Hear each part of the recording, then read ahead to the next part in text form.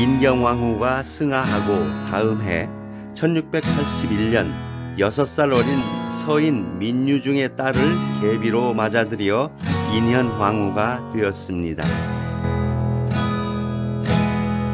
그러나 인현왕후도 6~7년이 지나도록 아들을 낳지 못해 숙종의 애를 태웠습니다.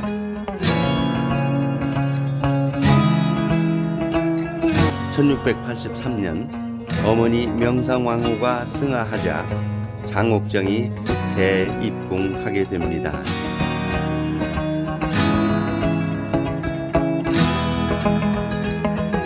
(1686년에는) 장옥정이 수건이 되었습니다.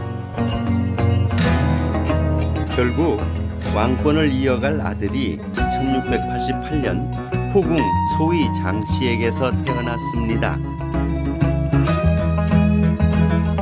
당시 세력의 주축인 서인들이 도를 넘어섰다고 생각한 숙종은 서인들의 반대를 미리 예견하고 100일도 안 된 왕자 윤을 원자로 책봉하며 생모인 소위 장씨도 희빈에 봉하게 됩니다.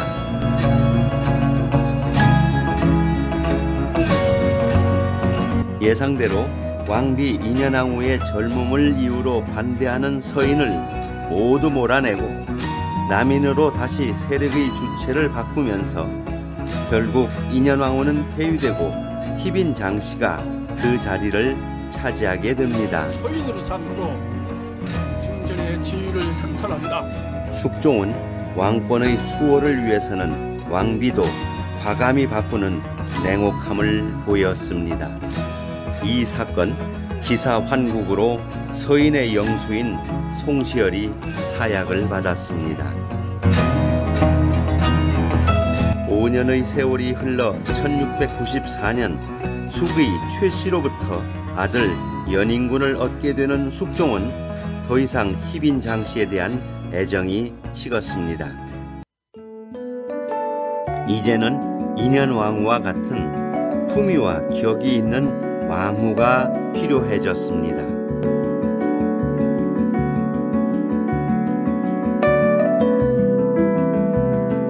때마침 남인과 서인의 갈등이 심해지자 이번에는 서인의 편을 들어 남인을 몰아내고 아울러 희빈 장씨도 폐유함과 동시에 인현왕후를 복위케 합니다.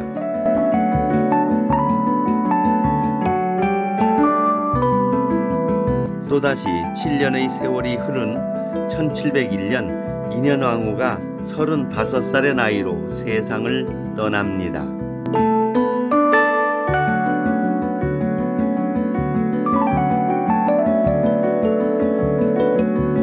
그런데 인현왕후 죽음 뒤에는 희빈 장씨가 인현왕후를 저주하였기 때문이라는 물증이 드러나게 되어 희빈 장씨는 자진의 명을 받게 되었고 세상을 떠났습니다.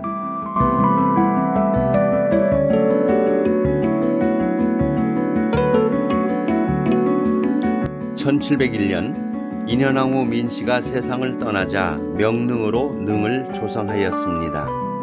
이때 숙종은 인현왕후 능침 옆 오른쪽 자리를 비워두게 하였고 이후 1720년에 숙종이 세상을 떠나자 비워두었던 인현왕후 옆으로 능침을 조성하여 쌍능의 형식으로 인현왕후와 함께 누웠습니다. 인현왕후의 죽음으로 비게 된 중전의 자리에 1702년 경주 김씨를 중전에 책봉한다. 제2계비 인원왕후가 왕비가 되었습니다. 숙종과 26살의 차이가 나는 인원왕후는 지아비 숙종의 죽음을 지켜주고 1721년 연인군을 세자로 책봉하고 양자로 입적시키는 등 끝까지 보호하여 왕위에 올렸습니다. 바로 영조가 인원왕후의 지극한 사랑으로 왕위에 오르게 됩니다. 1724년 영조가 왕위에 오르자 인원왕후는 대왕대비가 되었으며 1757년 71세로 세상을 떠나 명릉의 오른쪽 언덕에서 남편 숙종을 바라보고 있습니다. 아이러니하게도 원비 인경왕후가 가장 먼 거리에서 숙종의 안부를 챙깁니다.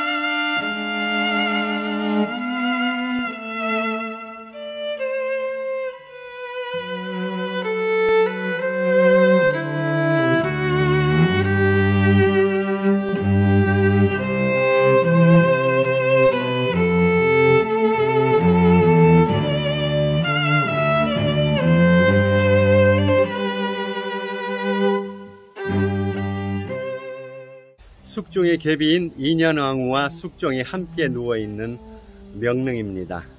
21살에 원비인 인경왕후를 익릉에 앉힌 숙종은 그 후 20여 년 동안 정사를 돌보면서 남인과 서인이 도를 넘을 때마다 왕비를 갈아치우는 경신출척, 기사환궁, 갑술옥사 등의 극약 처방으로 자기 주장을 관철시켜왔다. 인현왕후에 이어 제2계비가 된 인원왕후는 여러가지 어려움 속에서도 숙빈 최씨가 낳은 연인군을 영조 왕에 이르게 하였습니다. 인원왕후가 돌아가신 1757년에는 영조의 원비인 정성왕후가 한 달 먼저 세상을 떠났기 때문에 살릉조성 중에 있었고, 살릉조성의 이중고를 염려한 영조는 인원왕후의 능을 숙종이 바라다 보이는 언덕에 이렇게 마련하였습니다. 당시 왕의 오른쪽에는 능을 조성하지 않는다는 원칙이 있었음에도 불구하고 인원왕후의 능을 여기에 조성하고, 그것도 왕의 능보다 조금 더 높은 곳에서 숙종을 바라볼 수 있게 만든 것은 생전에 인원왕후가 자기에게 베풀어준 사랑이 얼마나 컸었는지를 영조가 나타내 보인 것이 아닙니다.